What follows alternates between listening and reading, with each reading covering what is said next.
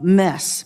You are jeopardizing military operations and service members' lives with your unprecedented action of texting classified military plans to anyone who might stroke your ego.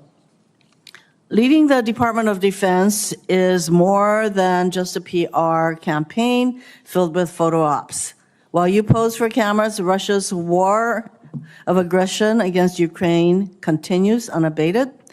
Israel and Iran are also at war, in large part because your boss tore up a multilateral agreement former President Obama brokered with the UK, France, Germany, China, and Russia that curbed Iran's nuclear program and ambitions. Meanwhile, China advances in the Pacific as this regime undermines and attacks our allies. At a time when steady leadership is critical, we are confronted with crisis and instability. Mr. Secretary, close to 5,000 Marines and National Guards have been deployed to LA without the request or consent of the California governor or the Los Angeles mayor, Bass. Rather than calming the situation, this troop deployment is purposefully inflaming and escalates tensions. You claim lethality is your top priority. Do you plan to unleash this lethal force against U.S. citizens and civilians in LA and other cities? Well, Senator, I would reject most of the characterization of that statement, including lethality against U.S. cities, when all of those National Guardsmen and Marines have conducted themselves with the utmost of professionalism, defending our federal agents, Americans, who deserve to be able to do their job to deport illegal immigrants after the previous administration allowed 21 million illegals to cross our border. I am not here to listen to rhetorical responses. I would like to have a professional response that I would expect from somebody who is the Secretary of Defense. Millions of people peacefully demonstrated this weekend against the president acting like a king.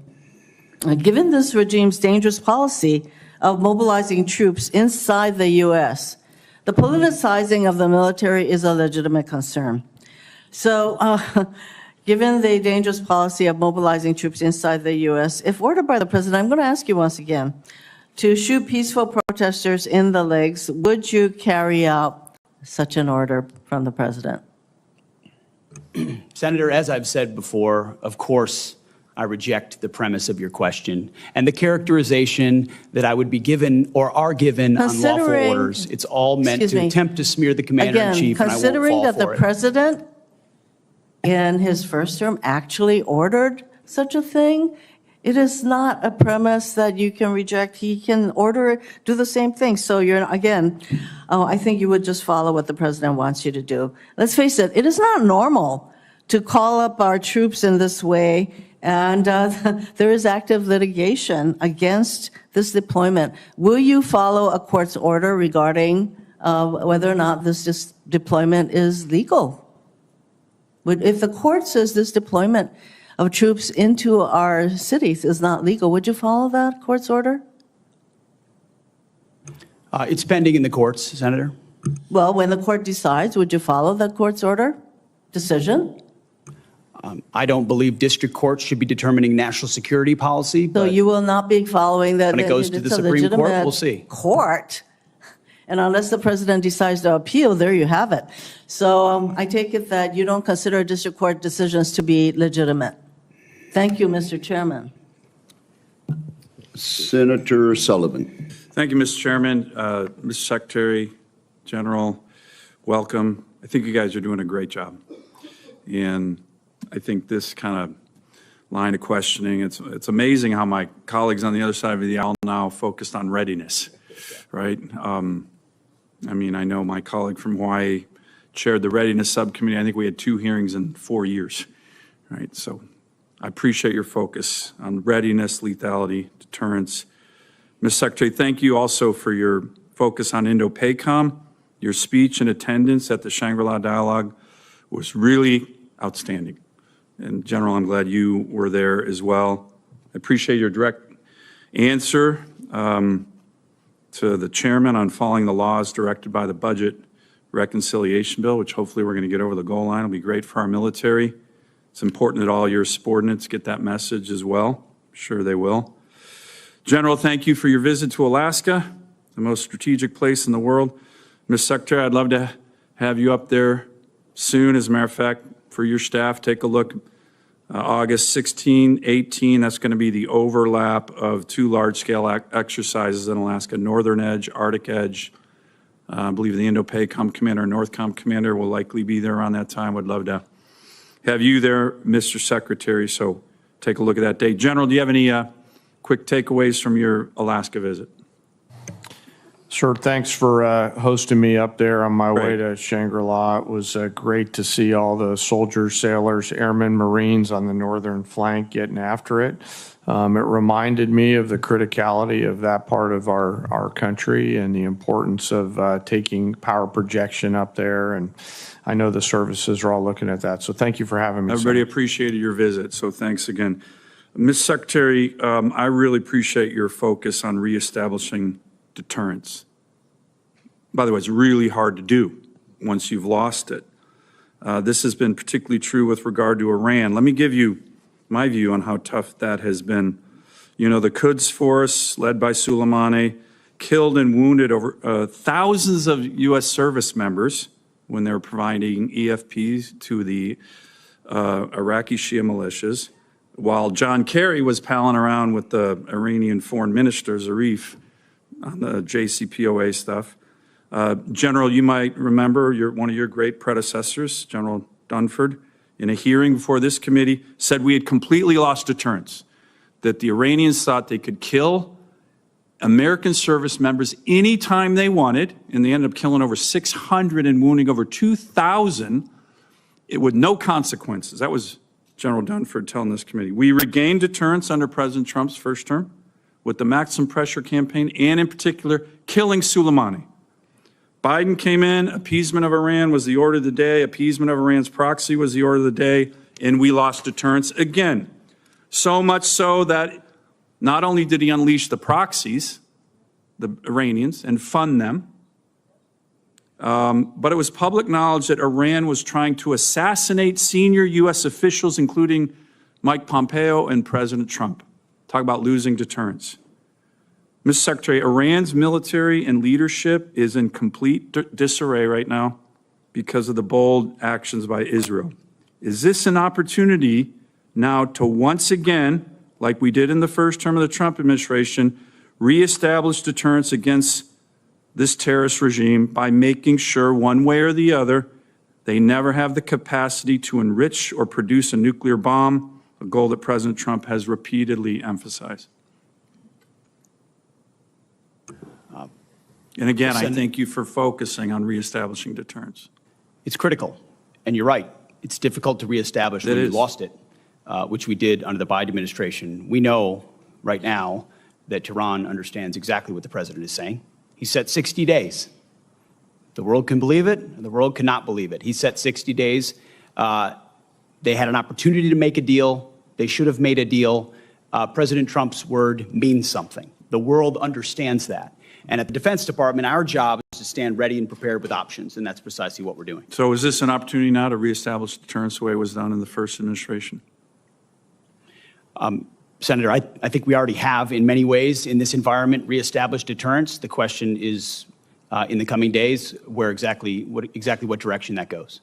Finally, Golden Dome, we look forward to working with you. It was good to see you at the Oval Office. We have a great opportunity here. Presidential leadership, your leadership, budget reconciliation bill, $25 billion down payment. Senator Kramer and I will be introducing legislation with Senator Sheehy on this next week to firmly entrench our strategy. We've been working closely with DOD on Golden Dome in the law, and we look forward to continuing to work with you on that.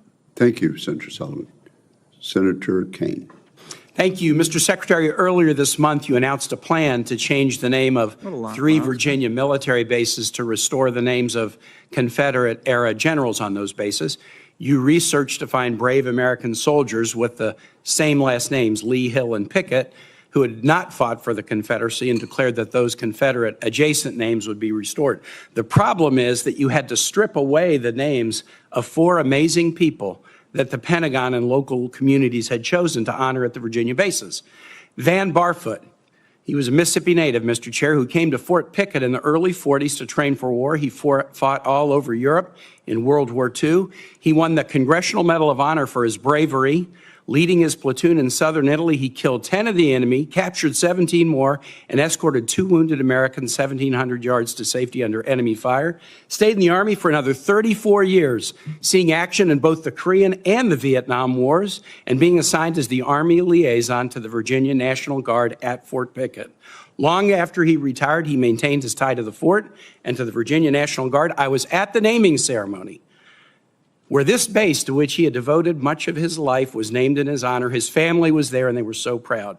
Arthur Gregg served in the Army for more than 30 years, first African-American to reach the rank of brigadier general, first to reach the rank of lieutenant general, began as an enlisted, eventually decided to become a commissioned officer, went to Fort Lee for quartermaster training, quickly rose through the ranks as an instructor, even though he was not allowed to go to the officers' club because of the color of his skin. He finished his career in 1979 as the director of all Army logistics operations around the world. He stayed near Fort Lee in retirement, raised his family there, and was a continuous beloved presence until his death last summer at 96. He was actually at the renaming ceremony with his family in 2022 at this place that meant so much to him. Charity Adams. Charity Adams was an Army officer during World War II, the first African-American woman allowed to join the WACs. She was the commanding officer of the 6888th Central Postal Directory Battalion, a unique battalion composed primarily of African-American women, making sure that American GIs in Europe got their mail during World War II. Our colleagues Jackie Rosen and Jerry Moran successfully passed a bill in 2022 giving the 6888 the Congressional Gold Medal. Charity Adams was the highest-ranking African-American woman in the military at the end of World War II. Her family was at the dedication of Fort Gregg Adams, named in honor of these 2 trailblazing logistics leaders. They were so proud. Finally, Mary Walker, the only woman ever to receive the Congressional Medal of Honor. She graduated from Syracuse Medical School in 1855. She tried to join the Union Army as a surgeon, was turned away because she was a woman.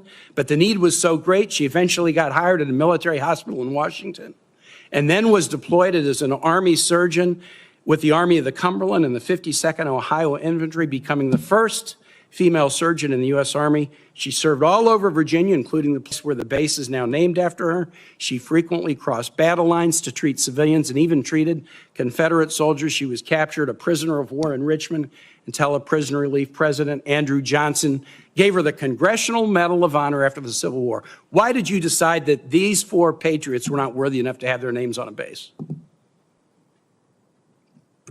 Well, Senator, as you know, this was never about the names of the bases they were renamed to. So you don't challenge the worthiness. Restoring all bases to their original name, because we're not about erasing history. Okay, you don't care about their military record. You wanted to restore the Confederate names. When you called the Gregg family to tell them that their dad's name was no longer going to be on the base, what was their reaction? Senator, the Army notified them of that. You didn't call any of the families, and I've spoken with the families, and the families were called by the press. That's how they learned about this. They learned about it from the press. You didn't call the Barfoot family, the Gregg family, and you didn't call the Adams family. I told the families I'd ask you about this today. In fact, 2 of General Gregg's granddaughters, Avery and Sydney, are right here in the audience, and I want to ask you this as I close. While you announced that these brave men and women's names would be stripped from the Virginia bases, no orders to that effect have been received by the base commanders. In light of the patriotic service of Van Barfoot, Arthur Gregg, Charity Adams, and Mary Walker, I'd like to ask you simply not to issue the orders changing the names of these Virginia bases. These families, my Commonwealth, are very proud of these heroes, very satisfied with these names, and ask you not to change them. Will you honor these exemplary patriots and keep their worthy names in places on the bases they loved and where they served? Senator, we very much thank and appreciate them for their service, and we'll find ways to recognize them, but the orders will soon be going to those bases to change the names back to the original name that never should have been changed. But you have the power to not send those orders. They haven't gone out yet, correct? Thank you. Senator, your time has expired. Senator Kramer. Thank you, Mr. Chairman. Thank you, Mr. Secretary General, for being here, for your service. I want to go back to something that Senator Hirono mentioned in her questioning. She credited the Obama administration, along with some other allies, with curbing Iran's nuclear capabilities. As I recall, it licensed their aspirations, and serious problem. We're still living with some of that. And by the way, when it comes to deterrence, and I appreciate you making this point, and I agree with my colleague from Alaska, Senator Sullivan, on this. Deterrence is definitely made up of weapons, but it is more of a reputation than it is a capability. The capability is only good if you have earned the reputation. With that in mind, and speaking of Iran and current situation, maybe, General, I could ask you this. If Fordo was destroyed, demolished, if all of the nuclear capabilities that Iran has today were wiped out, would the war be shortened or lengthened? Realizing that's not the only factor, of course. Yeah, yes, sir. And of course, I can't split that hair, given the complexities of the war that's ongoing there. So I'd rather not comment on one particular part. You know, the Israelis are, as reported in the open source press, are making great progress. So I think I'll just leave it at that, Senator. I understand and appreciate that. Can you then highlight for me that as we talk about deterrence and reputation, I'm sitting here thinking about the air superiority that Israel has accomplished over Iran. I'd like to have you speak to that, and then speak perhaps to the lack of air superiority that Russia's had over Ukraine, and the difference in those two wars. And my point being, how important is air superiority in the current fights and in our future fights? Well, sir, we could spend hours talking about the advocacy of air power. I think the freedom of maneuver that it creates is a great example of that. If you look at the two theaters right now with the Israeli Air Force striking at will at this point over Iran, juxtaposed with the challenges that we're having with a frozen forward line of troops in Europe, is a great case study of it. You know, the great thinkers, air power thinkers, are looking at the advancement in technologies from both theaters, the advancement of first-person view drones and things like that. And I think folks are going to have to think clearly about what does the future of air superiority look like, and how does it evolve to make sure that we're protecting those essential teammates that are on the ground fighting in order to prevent frozen flots, forward lines of troops in the future. I appreciate that. Secretary Hegseth, there's been some discussion, certainly in your opening statements, and then with a couple of the questions related to base defense. And this would be something both of you could speak to, but I'd like to start with you, Secretary. Obviously, we've seen some pretty spectacular displays of the ability to go deep, covertly deep within the enemy's territory and take out some pretty significant assets, both in Russia and in Iran. A lot of us fear that we're vulnerable as well. You spoke very briefly, or referenced, I think, in response to one of Senator Gillibrand's questions about the importance of policy. So when we talk about the United States itself and our bases here in the country, policy is a bigger challenge than weapons, to be honest. But what about responsibility? In other words, I think there's some confusion over is there a service, is there a particular institution that's responsible for base security and base defense, or is it up to the individual services to protect their own bases? Can you help straighten that out for me? Senator, you're right to ask the question. We met on this very topic 2 days ago because you're right, we've already made initial efforts, but I liken it to the effort that was made around IEDs in Iraq and Afghanistan, where it couldn't be a service-only response. It needed to be across the joint force. It needed to be immediate, and the capabilities had to be prepared to adapt in real time to adjustments the enemy is making. And you saw that in things that could, in counter-IED technology. We need the same type of effort in counter-UAS. Not just forward deployed, because right now you do it with what you have, but also at home considering the authority. So that is something the department is doing in real time. If you have a second. I guess that's it. I'm out of time. Thank you. Thank you very much, Senator Kramer. Senator King. Mr. Secretary, I'm somewhat puzzled. I grew up in Virginia where Robert E. Lee was revered. I think when I was a kid, his birthday was a school holiday. But as I grew older and learned more about American history, I learned that he fit the classic definition of a traitor. He took up arms against his country. He broke his oath as a member of the United States Army, which he took upon entering his career at West Point. Why are you going through these incredible gymnastics, finding current soldiers or other soldiers to rename? And you slipped a minute ago. You said we're returning these bases to their original names. Robert E. Lee, leading general of the Confederacy, Pickett, the other names.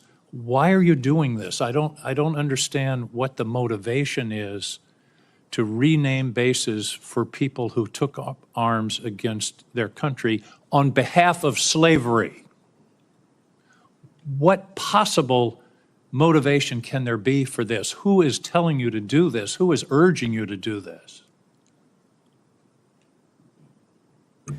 Senator, the veterans and service members across the country who have deployed from Fort Bragg or Fort Benning or Fort Hood or Fort Pickett, there's a legacy, there's a connection to those bases and to those places, to what they trained for there, what they did for, and what they came home back to. That matters to them. Ask enough of them, as I do, all the time, before and later. And we recognize the service of those who were put into the replacement. No one's disputing that. I would never dispute that.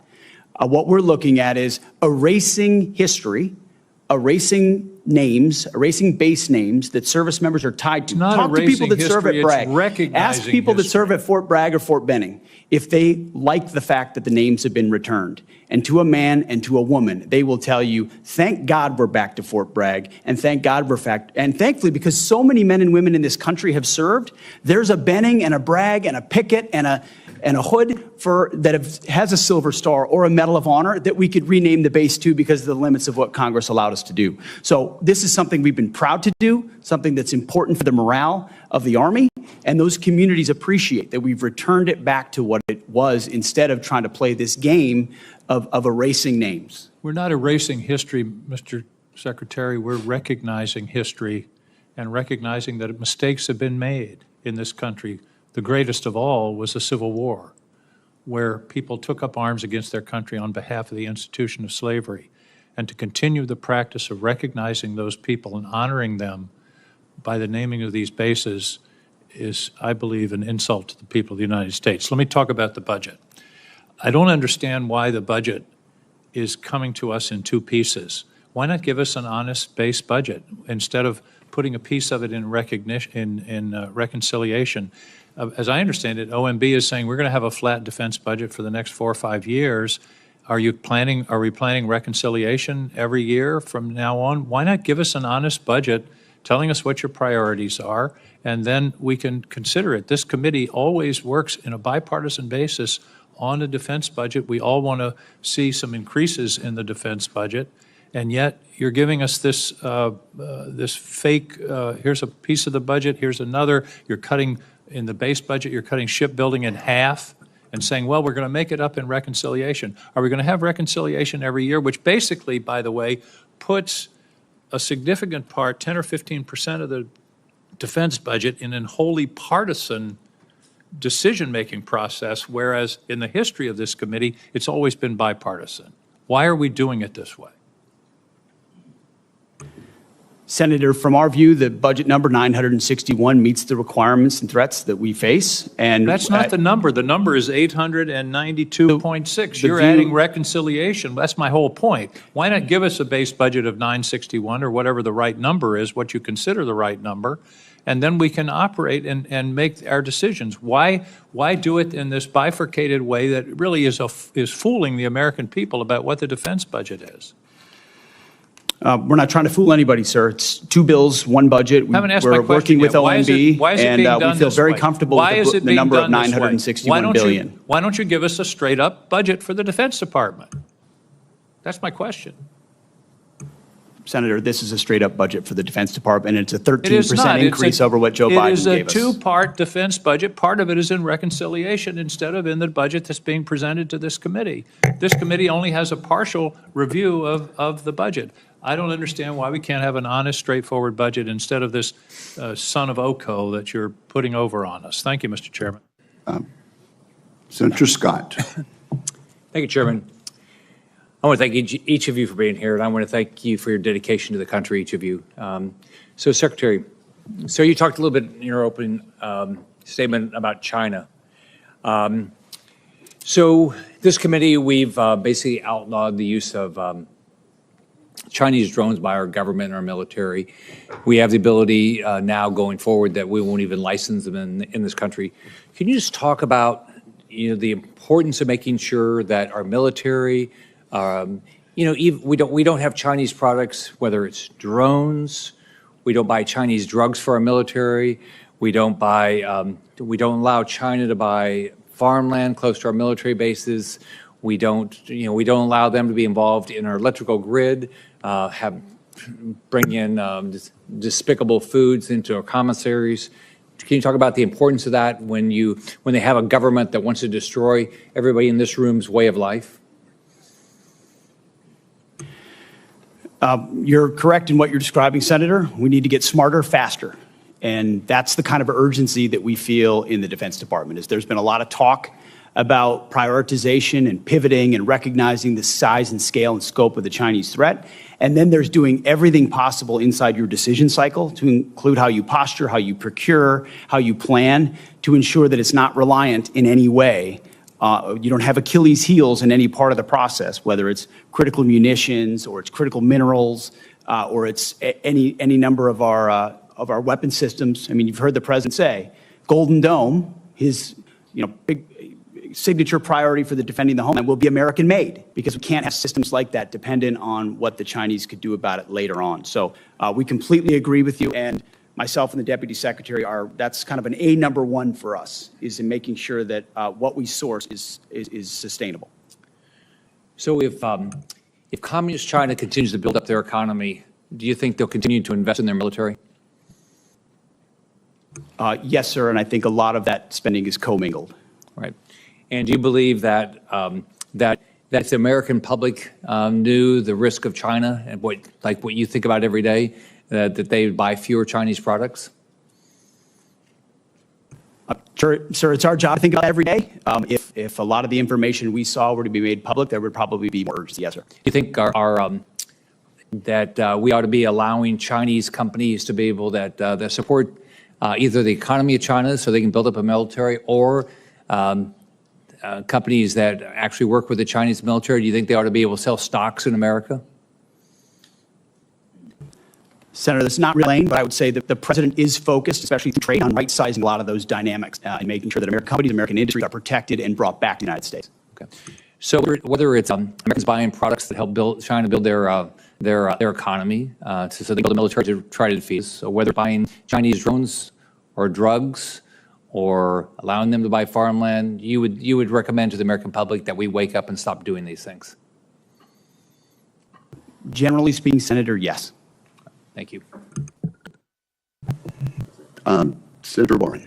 Thank you, Mr. Chairman. So President Trump has deployed the National Guard and then the U.S. Marines to Los Angeles over the objections of state and local officials, saying that the troops are needed to support immigration detention operations that are being carried out by ICE.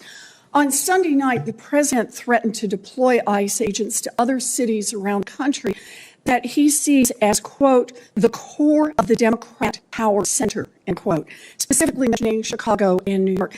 Secretary Hegseth, if the president wanted to deploy Marines to Chicago and New York City like he did in Los Angeles, would you carry out that order even if the local governors and mayors objected? Well, Senator, because Governor Newsom was unwilling to address That's not my protecting question. federal law enforcement agents in Los Angeles, President Trump had all the authorities and the Defense Department happily supported defending our ICE agents in the conduct of their job. They have the right as Americans to be able to do their job without being attacked by mobs. And we will protect them in that process. And if other states needed it, we would provide that. I know that you heard my question. So you would be willing to send troops if the president ordered it to Chicago, New York City? That's right. Well, thankfully, New York City, unlike California, unlike Gavin Newsom, is willing to step up and address the issue with their local law enforcement. I will take that as a yes. How about if the president says he wants to send troops to 15 cities? Would you be willing to do that? Senator, I don't accept your hypothetical because it's That's a hypothetical. Not a real That's one. the question. You're the Secretary of Defense. Would you send troops to 15 cities if the president said do it? Would you do it? 15 cities. Again, Senator, it's a complete hypothetical lacking any context Look, at all. You're the Secretary and I refuse of to box Defense. myself in based on Well, you questioning can refuse, on a hypothetical. But you're here asking for $1 trillion, and I want to know how you're going to spend it. And so my question is, if Donald Trump tells you to send troops to 15 American cities, are you going to spend the money and send the troops? Thankfully, we're spending money on securing our southern border, a way the previous administration abandoned and allowed Okay, so you're 21 not gonna million answer illegals to that enter our country. question anyway. So defending our homeland is a real serious priority under this administration, and we're doing I it. understand the question of defense. Secretary Hegseth, about 4,000 National Guard troops and 700 Marines have been sent to L.A. Is there a number of troops deployed to American cities over the objections of governors and mayors at which you would be concerned that we are undermining our national defense? Senator, we've spent 2 decades guarding other people's borders. We think at the Defense Department it's about time we shore up ours. So that's my question. Is there a number at which sending those troops to Los Angeles or Chicago or New York starts to undermine our ability to defend ourselves around the globe? Is there a number?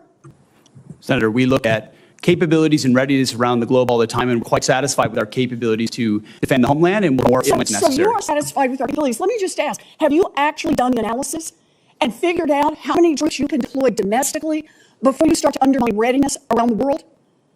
Have you done that analysis? Yes, ma'am. Then would you let the rest of us in on it? We're Senate Armed Services Committee, and you're here to ask for $1 trillion. What's the number?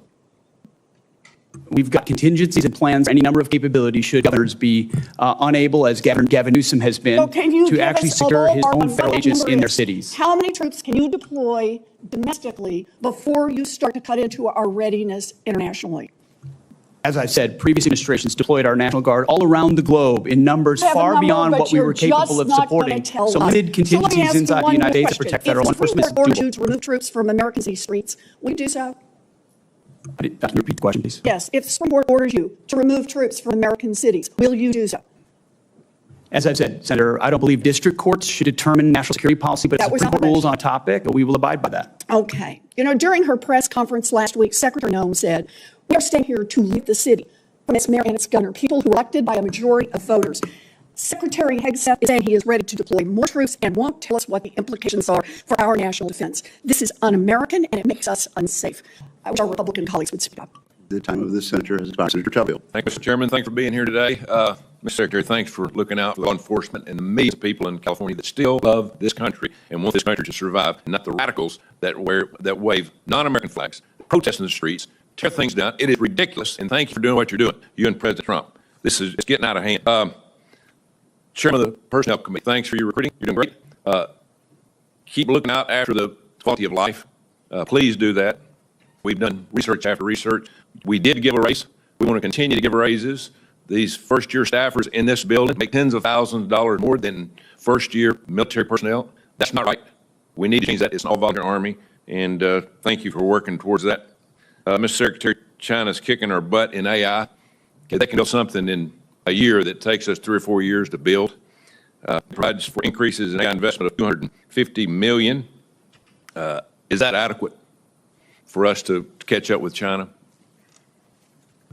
Senator, we are very aware of the accelerant that is AI, and that it is the next chapter, the next sphere of where advantages will be gained. And we are making the necessary investment, we believe, in this budget to say they're working with private industry in the United States, who's thankfully at this point getting their butt kicked yet by China, and I think presents an opportunity for us to work with them to press the advantage. So we're looking for private partners as well to enhance our capabilities across the DoD. You have to know your problems and where you're at before you can go forward. And hopefully we're understanding that. Obviously, we've got a lot of problems that's going on. Mr. Secretary, your opening remarks mentioned the force-wide review of military structures. What's the status of that review?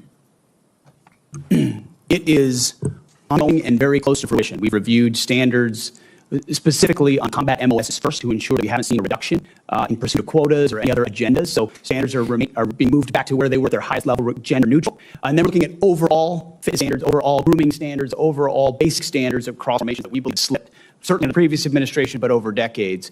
But we're being very careful about it too. We don't want to make big changes that are wide sweeping that have unintended consequences. So we're looking service by service, but also trying to simplify and clarify as much as possible. High standards, clear standards that set us apart. Thanks for your help in putting me on the Air Force Board of Visitors Military Academy, and look forward to going out soon.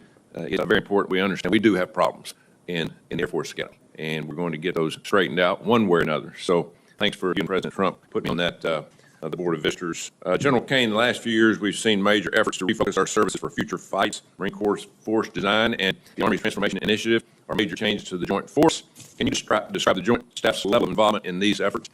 Sure, thanks for the question. As the service is carefully consider what they need to look like. One of my primary jobs is a global integrator, and so I look at all of these capabilities as well as capacities, and then through a series of formal products that we deliver to the Secretary, have a chance to give the Secretary my views on this. I appreciate the leadership of both of those services, all the services, and the combat commanders to identify what the fight of the future looks like and what the force mix of the future need to look like. So we're deeply involved in all that. Thank you.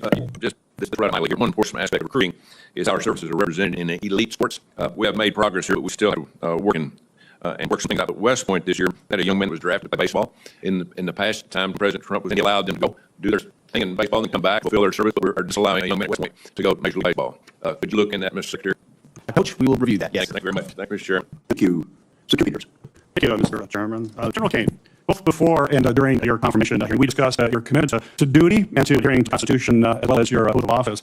I certainly appreciated your reassurance that you will remain, quote, a nonpartisan leader through and through, unquote. One of your top priorities being maintaining the independence of the U.S. military. Along with remaining apolitical, I'm sure you will agree that fostering a mission-focused environment is essential to leading the Department of Defense. So my question for you, sir, is can you please share with this committee and the American people what your approach to leadership as Chairman of the Joint Chiefs is? Yes, sir. It's certainly the job is one to understand the global set of challenges, integrate the options that must be considered, and then to present those options to the president.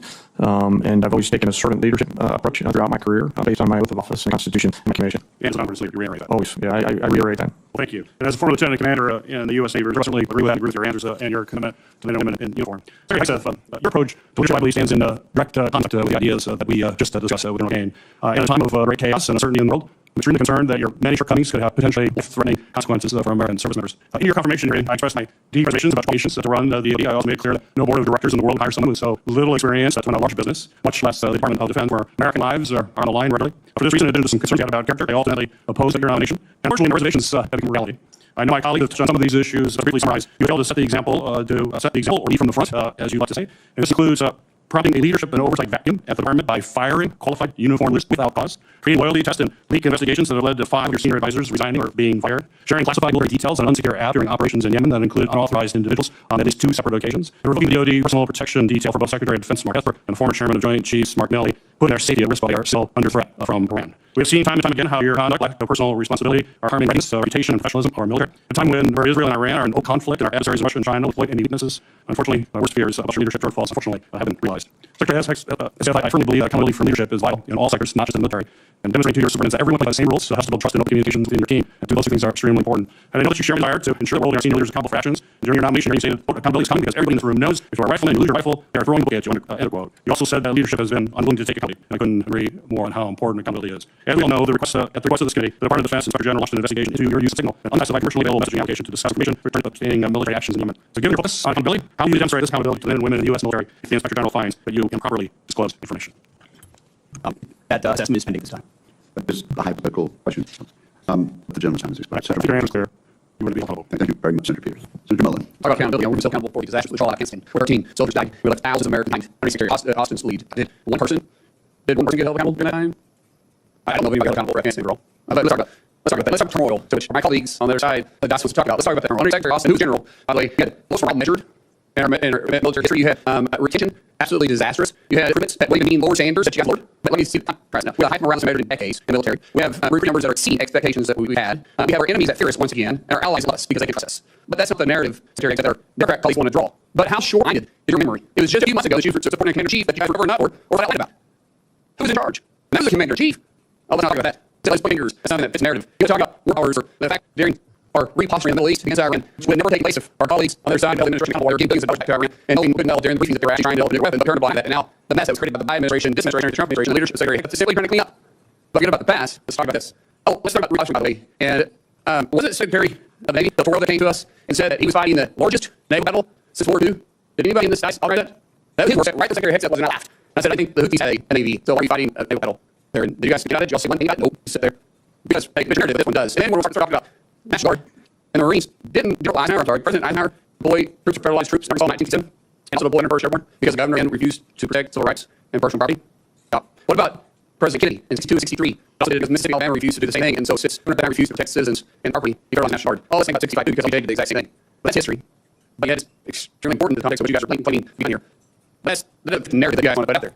History is history. Look at it if you want to do it. But keep in mind, narrative 3 years back at you. Because the previous administration, you guys 100% turned a blind eye to, did nothing but hold them accountable. Nothing. So don't sit up here and pretend like you're holding the administration accountable now, because you did 4 years. You literally covered up for commander-in-chief was absent. Absent-minded and absent leadership. And you guys did absolutely nothing. Even your left-leaning media saying words about possibly political history. Did nothing for you guys. You all should be ashamed of yourself. Literally, you should be ashamed of yourself. Now you get back. Thank you, Senator Mullen. Senator DeRosa. Yield my time to Senator Duckworth.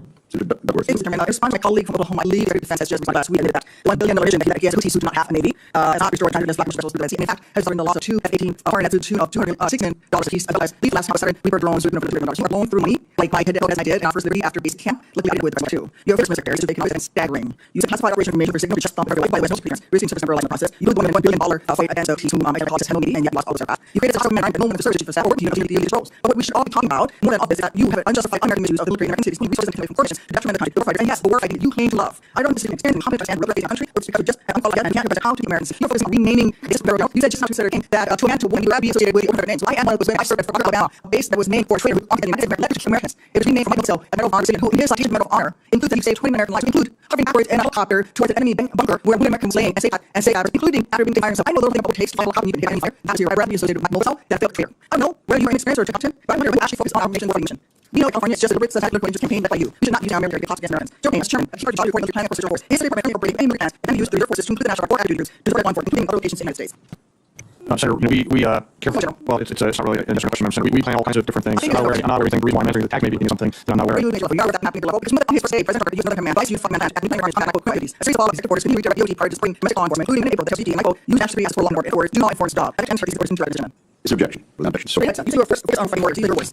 If you're bringing the resources attention to fund the non-military of domestic leasing, across the country, qualified police officers will train for that mission. They know those people, Marines, people, Centers, who want to sign the Pacific. And you recently presented more than 3 other states, mapping logistics for price. You say all this is trained, I would not have to tough for saying relevant to high-end combat. Instead of having a spreadsheet for price, it should cut live farming new designs. Instead of programming neighborhoods and in front of buildings, it should be rehearsing all fire missions. You have all these stand for those buildings. And the list of tactics goes on. You encourage the team workers to go over as increasing numbers. You're playing away from foreign enemies who really take like to America. And you win troops with weapons aimed at Americans. This is a great tactics, which stop waiting to do the one day to discredit the attack when we fight for this. We'll do your confidence. Senator time has expired. Mr. Chairman, thank you all for your job in putting morale, recruiting, deterrence.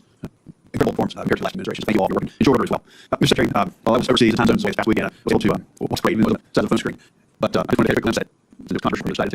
I said at 2 a.m. I could not turn off. It wasn't about you, Mr. Secretary, it was about our president. It was about the men and women who recognized each and every day. And I get to see them bring under their helmets and their uniforms, smiling here, being recognized, whether it's on TV or those of us in office, our presidents, or those that stood up to support them. So thank you for that. And the impact of the morale we're seeing in the recruit numbers, I think will go higher as a result of that. So I appreciate what you did. Mr. Secretary, I want to echo what my colleague Senator Prince said a few months ago at your comments. In previous years, Air Force has invited personally 70 supplies a year, which would be equal to maximum 35 in the FDP active lines. And I applaud the president since receiving the F-47, but I understand it's going to take a while for it to be able to defeat it. And I'm interested in maintaining strong level of other things like dinner. What can you tell us about the future of the FDP active in particular? I'll go wait, I'll get F-47. Mr. Secretary, you've got experience second period as well. Secretary as well. You consider the balance of air security time here. I would love us substantially increase on FDP that to get it provides us. And all of it for because it provides certain investment.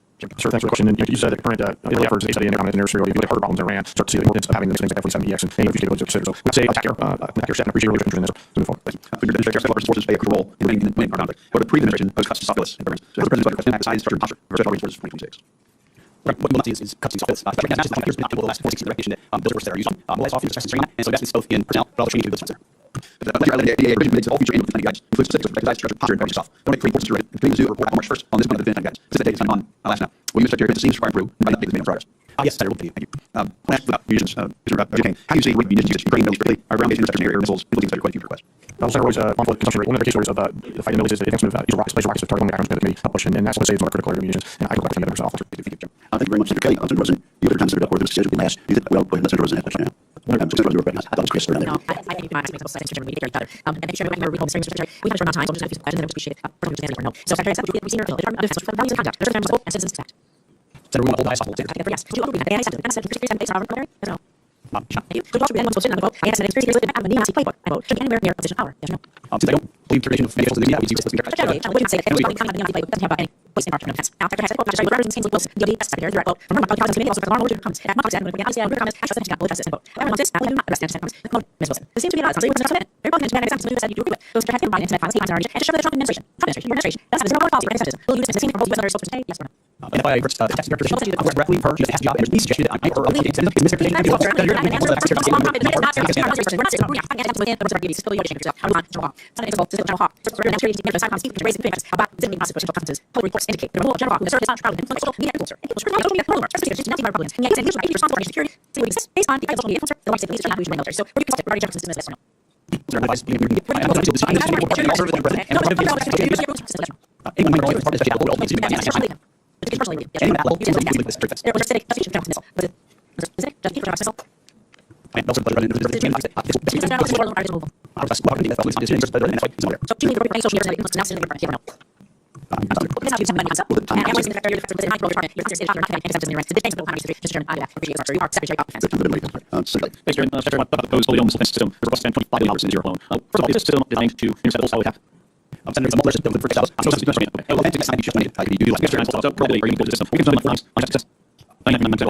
see that possibly begin advocating these network systems. The people believe that I will keep those common please not people believe that we can build a system in yourself. Videos very hard to you know, and also this we on some space, videos, multiple videos, doesn't equals hypersonic ideas, all of us. And so future might be able to do that. You're proposing setting like videos. But people say this actually progress channels. I all for it, I'm sure that this can get incredibly so another issue. That is your face here. How much of the calculus of the operational evaluation cut? I thought we just out of the dependencies and bullshit. Concerns about this plan, what's happening first still years and years later, and some decisions process physical competition, everybody, and five champions. I think that's likely these things that one like all challenges. And if people are interested in more immigration or real lives, the idea is also strongly encouraged to put together some $400 for $500 million, put together a people get the business work. You go down here and spend hundreds and hundreds of millions of money to get this option. That very well happen. You're going to start I can't pro secretary, yes, you says, but this idea, no money people make, and you can begin from now and I mean, put like this and not go business numbers. What scientists and it's like social science, good science, figure out what you have to do to next option employees and here's the numbers. So we're not this is how on first round, what about some fear, but I'm minister of the system and people south, right? I was like the resources needs. Thank you for your conversation. For getting to the Senator, Jerry, I think we've got to really scale our basis in session. I've been concerned with getting the and we'll we see time how we acquire and I think we see the ability to work ways like the private needs to build stable so they can build these farms. The private needs and so the private needs. We're actually going to make sure about associates. I'm pretty well their secretary defense is very current to know Albany as well. They're part of associates and I've heard that on discussion, you know, for you business owners, top systems like that, particularly at the such that and you guys are strong views on losing our life. So for that position, you're also closer to that. I think the boss and that's really multi-sectoral there as well. It's more active partnership that you know, to expand the videos versus handle I go around you go over the nation room. The fund ways, the now and team trucking, you know, you're supposed to do money to process that things like that. There's other the way you get here reform that there it's not your so you're power the page. So trying to get this conversation happen. You know, I believe kind of around for in this video. It feels like you know, watch move off. All that transfer is on the after. We not I'm focusing on 40 can you some area matters. We'll keep up at all make it win play homes. I love reading as I know about the world. We all are because we make it all just on the wheels of the basis on make sure we have enough. Procession also starts to be so she ended up I would love to hear that conversation about security. So there's one. Big Chairman, I'm just thinking you my concern with home was and use of the weight on the constitution with hate with launches and ask you about whether you accept work that was actually to pressure staff to do and transfer to them their life of this zero. Are things that for them to and so and how it's not nice they all this out with and it's protect transfer. Use it by flex even to in very one day digital for work for them. So even if you have to the team or pressure points. And I think so for the option you're using for so cost you're using that is certainly not that. So you can balance that for maybe you're from sitting for the these may also be which that the teacher will all these ordinary people necessary So have you been order on 14 chapter number anyway?